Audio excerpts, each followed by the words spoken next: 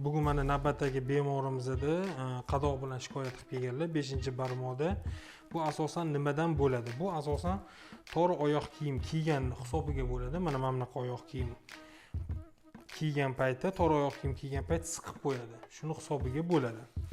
Va mozol bo'lgandan keyin ko'pchilik xirurglarga yoki o'sha dermatologlarga murojaat qilganda lazer bilan yoki jiddiy azot suyuqligi bilan kuydirishadi. Bu noto'g'ri narsa. Bu yana baribir bo'laveradi. Bemorimizni o'sha kusachkalar yordamida olganimizdan keyin mozolni o'zini kiygizib qo'yadigan matolari bo'ladi. Oxirida videoni kuzatsanglar ko'rasizlar. Har bitta instrument sterillangan holatda kasallar oldida ochilishi shart.